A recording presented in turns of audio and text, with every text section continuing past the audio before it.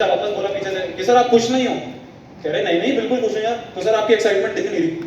कह रहे यार देखो, अगर मैं अभी आप सभी के सामने आपको बोल दूंगा कि यार यार तुमने तो निकाल दिया आईआईटी, अब तो तुम्हारा हो ही जाएगा, सिलेक्शन भी हो जाएगा, सब हो जाएगा, तो तुम साथ में आसमान में पहुंच जाओगे।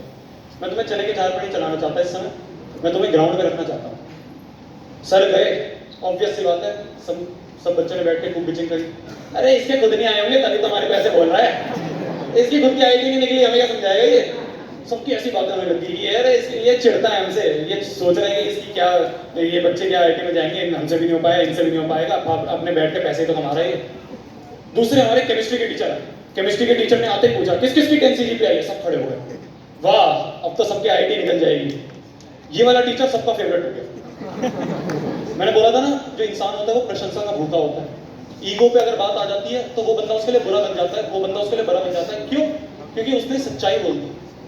अगर कोई शुगर कोटिंग कर दे, खूब मजे में आपको सलाह दे, तो आपको वो तो बेस्ट है, आपका वही सबसे बढ़िया टीचर है, वही सबसे सही चीज है। मैं नहीं चाहता कि मैं आपको उस अंधकार में रखूं या फिर आपको सच्चाई ना बताऊं।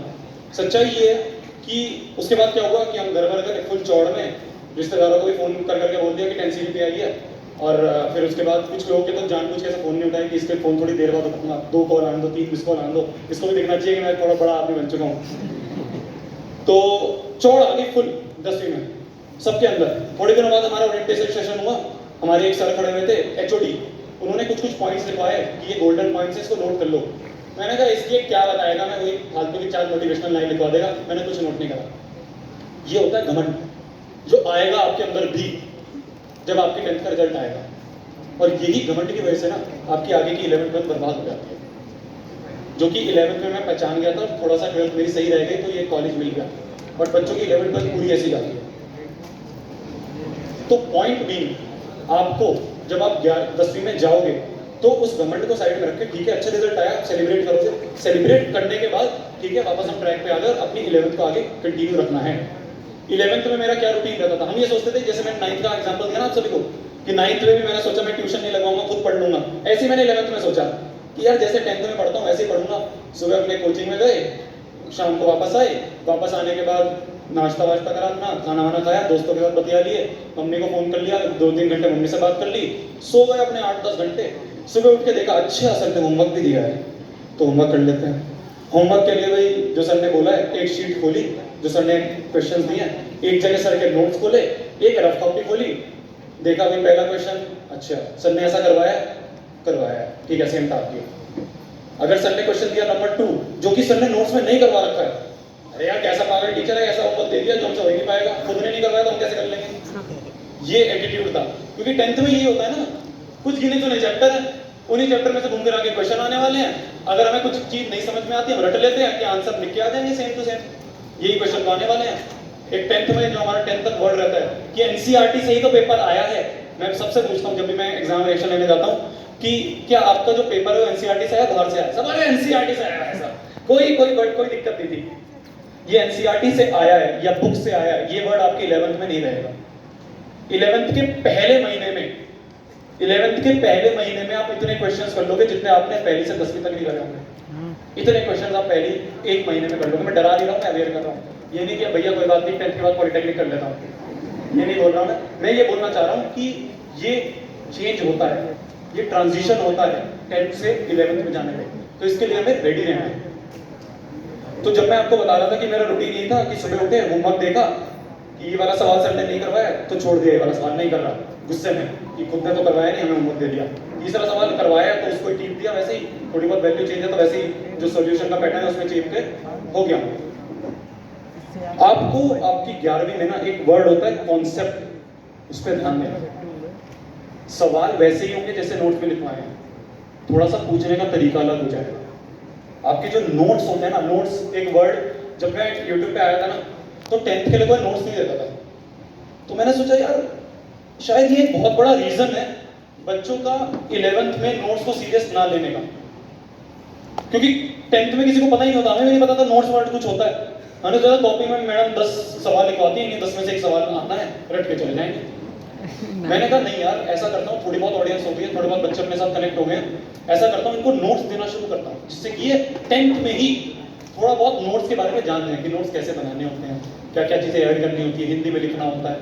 आप कोई सैम्पल पेपर वगैरह कर रहे हो, मैंने आप सभी को बताया था। कौन से कर रहे थे सब? ठीक है।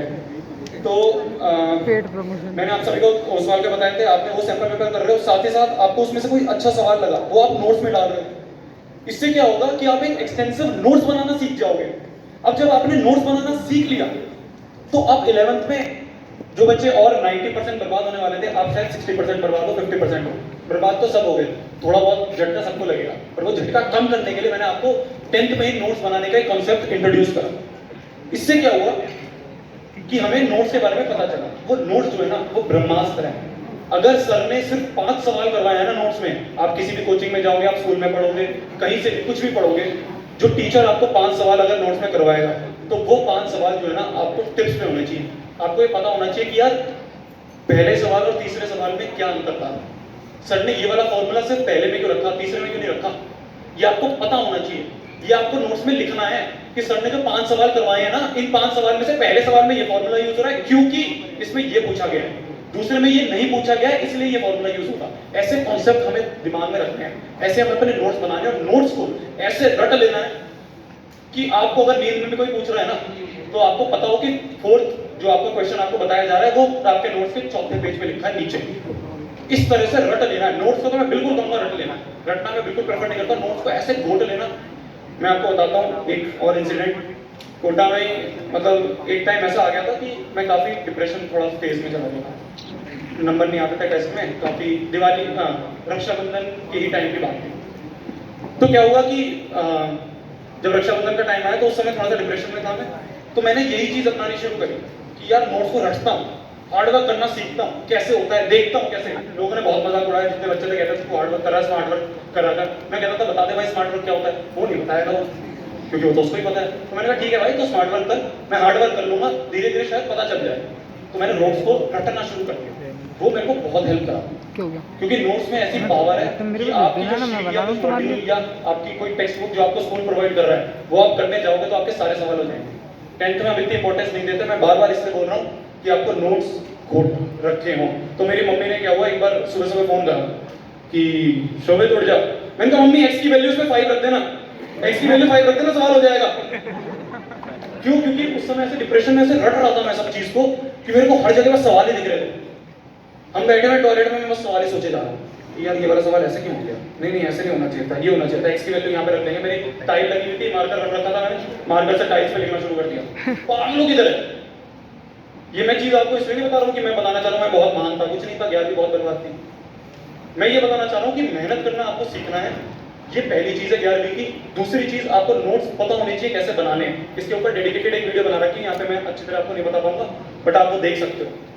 तीसरी चीज आपको नोट्स को रिवाइज करना है, यही है जो दूसरा पॉइंट में डिस्कस करने वाला था कि हाउ टू स्टार्ट क्लास 11। अगर मैं बात करूं आपसे नोट्स को रिवाइज कैसे करना है, तो मैंने ये चीज डिस्कस तो कर रखी है बट बहुत 11th वाले बच्चों के साथ कर रखी है, 10th वालों को बताता हूं। आपने क्या करा कि आपका पहला स्टेप होगा, आप कोचिंग से या स्कूल से आए और आने के बाद जो भी आपको नोट्स में लिखवाया गया था उसको अच्छे से एक बार गो थ्रू करो, जितने भी सवाल हैं जो सर ने करवाए थे सवाल नोट करो एक रफ पेपर पे और उसको सॉल्व करना शुरू कर दिया अपने आप। तो ये चीज हमने करी, ये चीज करने से क्या हुआ, हमारा पहला रिवीजन हो गया नोट्स का। सो गया आराम से 7-8 घंटे की नींद, सुबह उठे, उठते ही हमने जो रात को पढ़ा था उसको एक रफ पेपर ले लिया, उस रफ पेपर पे अपने आप दिमाग में से रिट्रीव करने की कोशिश करी। सबको पता होगा शायद मैंने बता रखा है, रिट्रीव मतलब क्या होता है कि हम बैठ के अपने आप सोच रहे हैं कि यार मैंने क्या पढ़ा था कल। सबसे पहले मैंने पढ़ा था कि फोर्स की डेफिनेशन ये होती है, फिर सर ने ये सवाल करवाया था, नोट्स नहीं खोलने। सबसे बड़ी दिक्कत ये होती है रिवीजन की, हम सोचते हैं रिवीजन का मतलब होता है कि कॉपी खोल के वापस उसको पढ़ना है, ये नहीं होता रिवीजन। रिवीजन का मतलब होता है कि आपको पता होना चाहिए कि हर एक चीज क्या लिखी हुई थी, उसको रिट्रीव करना, तभी वो आप दिमाग में रख पाओगे।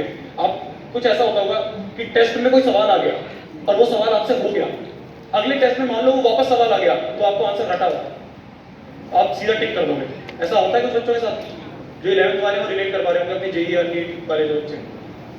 तो यही बात है कि आपको पता होना चाहिए। तो आपने क्या करा, पहली रिवीजन आपने रात को मारी, दूसरी रिवीजन सुबह उठते ही आपने रिट्रीव करा और एक पेज पे चाहे उल्टा सीधा एक पेज पे जितना भी हो सके लिख दो बस, कैसे भी लिख रहे हैं, राइटिंग मैटर नहीं करती। मैटर ये करता है कि आपको वो याद है। लिखना हम इसलिए कर रहे हैं, लिखना ये प्रेफर करा जाता है कि लिखने से आप और अच्छी मेमोरी आपकी शार्प होती है। आपने एक गंदा सा पेज उठाया, कि ये पढ़ता, ये पढ़ता, ये पढ़ता, ये पढ़ता, ये दूसरी रिवीजन हो गई। अब आपको आपके नोट्स कंठस्थ हो चुके हैं, 4 दिन बाद वापस उसको उठाना, ऊपर से रीडिंग मारना, वापस पूरा चैप्टर समझ में आ जाएगा। ये एक ऐसी चीज है जो 11वीं में 90% जनता नहीं करती है, और अगर आपने कर लिया तो आप 90% जनता से आगे हो गए। और 11वीं में अगर आप 90% जनता से आगे हो तो आप ये सोच लो कि आप बहुत अच्छा आगे लाइफ में करने वाले हो। ये हो गई नोट्स रिवीजन की बात। तो हमने शुरुआत कहाँ से करी कि हमारा क्या जो रिलेटिव्स वगैरह हैं इनके लिए हमें इनको ध्यान से हटाना है। आपको अपना करियर चूज करना है अपनी कैपेबिलिटी पे। करियर चूज कर लिया, माँ बाप को मना लिया, मम्मी पापा को अपने मना लिया, किसी और को मनाना है उसको भी मना लिया। फिर उसके बाद आप क्या करें, 11वीं में एंटर करें। एंटर करने के बाद आपने नोट्स बनाना सीख लिया, आपने उसको रिवाइज करना सीख लिया। ये बेसिक चीजें हैं जो हमें 11th में पता होनी चाहिए। बहुत बोल लिया मैंने, थोड़ा पानी मिलो। ठीक है, अभी यहाँ पे पीपीटी जो हमने बनाई थी वो एक बार प्रेजेंट कर देना। अब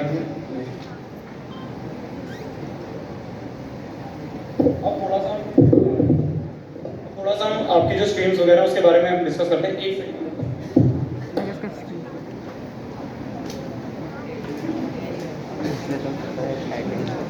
कोई बोर्ड तो नहीं हुआ?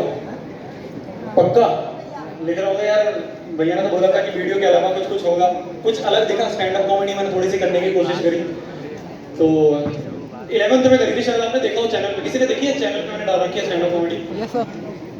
अनबॉक्सिंग वाली नहीं, एक डाल रखी शादी वाली, देखिए राजू शिवा